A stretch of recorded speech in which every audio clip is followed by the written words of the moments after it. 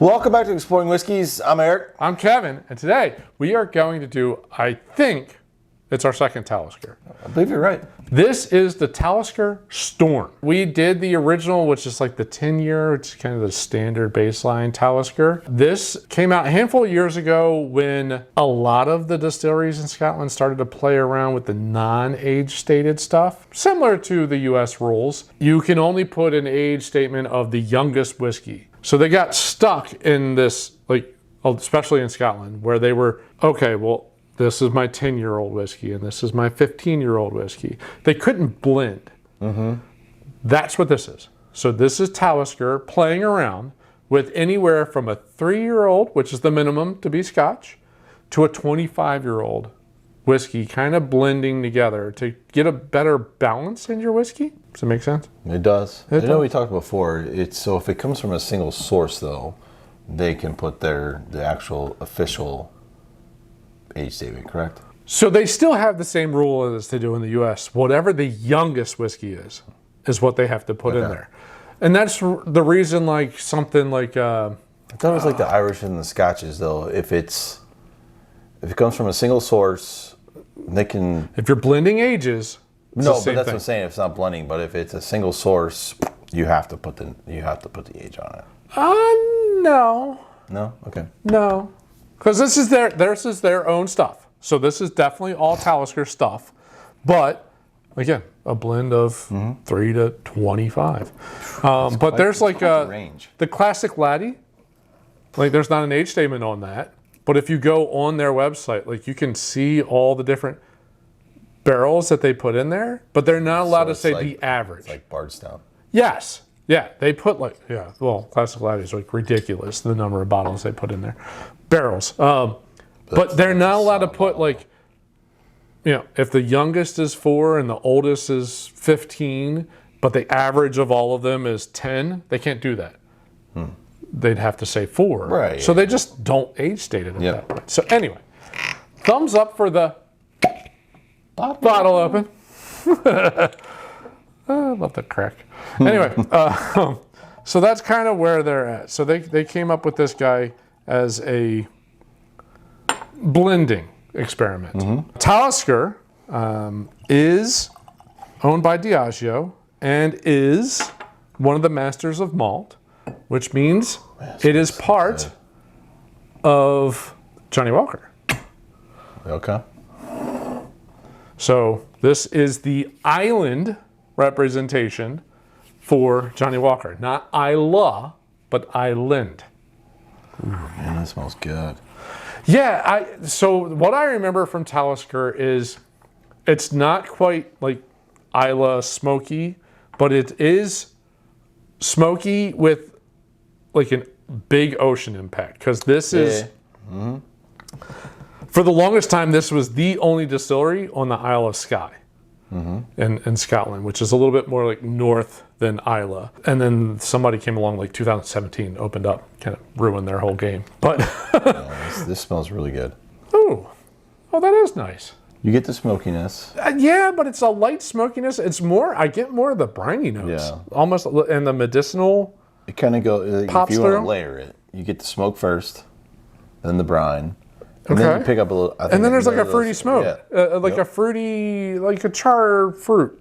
I wish it was kind of like a And charred peach. a malty cereal's popping in that too. Like a honeycomb cereal. Yeah. Well, that's fun. Like 4 different things coming just off the nose. Oh. Nothing wrong with that. Oh, my goodness. Nothing wrong with that at all. That's really good. Again... It's 90, almost, it's 91 and a half. Right. It's just over 91. Drinks like 80. Very, yeah. There's no bite. So smooth. No bite. Ooh, I like the finish. Gets really sweet. But the briny iodine note, medicinal pops in. A malty note. A really strong honey fruit note comes through. So the fun part, looking up this bottle for information, things like that, when it first came out, Talisker fans poo-pooed the crap out of it. Why? Because it's not age statement. And that was, there was a time frame where the age stated thing was like a big deal. Okay, great. Some people said it's more briny. Some people said, like, they couldn't decide if it was better or worse than a regular 10-year. I think it's really solid. It is very solid. Now, the funny part, when they first released this, it was more expensive than the 10-year. I don't know what changed. I don't know if they changed the blend of how much 25 was in there versus the threes, things like that. Like, they could probably make the change. It's now, so I think the 10-year is about $60 for a bottle, and this is now like $50. So it's now cheaper than the regular 10-year. The 10-year is really good. This is pretty solid. If you're good with a little bit of brine smoke note, if that's not your wheelhouse. There's some juice in there. It's 25 years old. Great. I'm glad you're going to charge $50 for the bottle. I don't have a problem with that. No. And at 91, it's not 80 proof. I'm a fan of almost any Scotch that at least doesn't go down to 80. Yeah, come on, man, this is good. Now, I have no idea how long I've had this sitting on the bar because that bottle label is totally different now. I know the name, the label does look different. Yeah, now the label actually like has the bottom of the island like etched into the label, and it's white now. It's totally different. This was one of the, I think, first releases of the Storm. Ooh, if you are good, this with your ginger beer. This would be great with ginger beer. This would be great with ginger beer. Even I would go a little funk to it. The bold ginger beer. Yeah, the funk that comes through on this, the little bit of a smoke, the little bit of a brine, and the medicinal it's going away for me. The citrus note is super strong in the middle of the palate. Really strong, like a charred orange? Yeah, I'm going to stick with that. Some kind of a char to an orange. That's good. That's really good. Ooh, kind of like how Adam twists the peel. And then chars it with the lighter. Yeah, that. A little more. Love that sound. Just the dribble. Perfect. All right. Let's throw water and see what happens.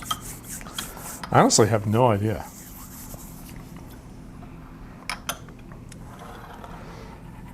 Yeah, if you are okay, like if you're an Isle of Skye fan or Island, there's nothing wrong with it. You're going to enjoy this. You're going to enjoy this. It's got layers. It's got like a couple different layers, different like the different notes that come through are just. Well, you know, really going in, you're going to get the smokiness. Yeah. Yes. A little bit of the peaty. Yeah. And the brine. Right. You're going to get. You know, you're going to get all three of those. Right. But it's not like. It's not punch you in the face. No, it's not. Any of those. There's also. It's like a blend of Islay and Highland. Is really what it kind of comes down to. Like there's a lot of the Highland maltiness, a little bit of a fruit honey note that's popping through, and the Islay. I will put this on one of those. All right, you're really good with Highlands, but you're wanting to ease over to Islay. This would be a good halfway. Start north and then come down to Islay. Nose doesn't change much with the water, for me. I get a little bit more fruit on the nose, like a little apple note, kind of like a Honeycrisp apple coming through on the nose. Ooh, even smoother with the water. Yeah. Even smoother. Ooh. Yeah, the smoke, the brine, that medicinal note's gone. But I get a smoke, I get the brine, and then I get all those sweet, honey, malty, fruity. That's solid. I enjoy the finish more with the water. That is solid. I was a little worried. I was a little worried it wasn't just going to pop. And we've had a couple. Well, I think it also helps too. It's almost 92 proof. I think that helps. It does. I totally agree. If that was 80 proof and was like all the whiskey notes of it were flat, I don't think that would be as good. 92, again, I still think minimum for whiskey should be 90, not 80. I think there's a there's a really big difference. At 80, that wouldn't be as good. No, not even close. That is really solid because You drop it to 80, price point wise, you got to drop it like $30. yeah, It's just your run of the mill. yes. It won't stand out. Keeping this at almost It would be so thin and 92%. I didn't look to see if there's any color adding. If there isn't, that's pretty impressive. Mm-hmm. Like, you know, that is a pretty dark color for a Scotch. Well, you're getting the mix of the 25. Which would have some darker wood notes, absolutely. Right? It'd be interesting to see what the breakdown is, because I'm sure they're skipping a couple They're of years. never going to share that. No, not to you and I. But. And I'm sure there's notes. All right, so the younger is going to have this note, that note, like a little bit stronger. And then middle is going to have some different notes, and you blend that in. And older are going to have Should have more wood. Yeah, there's more of a wood impact, maybe a tobacco or... The younger should be the more medicinal, Agreed? peaty, smoky. Yeah, because it's closer to the distillation. Right. And then you're going to get the in-between. That's going to be kind of the... You can get a little bit of both, and the end, that wood impact. I love that nose. That is delicious. I'm going to say I just love from start to finish. That is just... Start to finish, this is solid. Did not think it was going to be that good. I thought it was going to be like, because it was a little cheaper than the 10-year. I was like, it won't live up to it. Totally lives up to it. Yep. That is on par with the Port Charlotte, which is like my go-to recommendation. That came to mind. I was like, ooh. It's on par. It's a little different. There's definitely different notes into it, but it's on par, and that is my like. The Port Charlotte is going to have more of the traditional. A little bit more smoke to it from the Isla, and that's 100 proof. So a little bit more bite from the proof. Really freaking good. Yeah, definitely worth the $50. Really freaking good. I'm buying it this weekend. Yeah, totally worth $50. It is not at Cool Springs. It was at Total Wine though. Very solid. I'm pleasantly surprised. I'm very happy with how that turned out. If you're poo-pooing that because there's not an age statement, Don't. honestly, no. Yeah, don't. Like, that's not, this is an experiment of blending. That's what they've done, and they did a really good job. But also, not every bourbon has an age statement. True. Absolutely correct. And there's a number of bourbons that don't. You're like, oh my God, this is an unbelievable bottle. Yeah, absolutely. So, absolutely. Kind of, when you go into, I feel like you go into the Scotches and the Irishes, like. Scotch always had that, though. They were always a 10-year and a 12-year and a 20-year. Everything over there, like, they're always about blending. Yes. Where we're not. Except for their single malt Scotches. Right. And then But it's age now, statement. like, over here, like, we're not always about the blending. No. Right. So you gotta. I would go in the same mind frame. Doesn't, regardless, has an age statement or doesn't. What's the profile? Yep. That's a good profile. Don't judge a book by its cover. Yes. Or by its lack of a number. Right. Gives a crap about a number. Yep. There are people that are older than me that act younger than me, and there are people that are younger than me that act older than me, right? But hope it's above 90 proof. Yes. All whiskey should be at least 90 proof. Yeah. Get rid of the 80. Yeah, no 80s, garbage. 90s. 80. Get rid of it. That, I think, really helps this whiskey. Yep. I agree. Yeah. Really helps this whiskey. Yep. The 91.6, it just adds a whole different layer than if this were even like 82 or 84 or something like that. I'm going to skip my recommendation of all we save. It's solid. Solid bottle, get a pour. No. Solid bottle, buy a bottle. Buy a bottle. Buy a you bottle. like... For $50. If you're not going to finish it... If you like a smoky whiskey.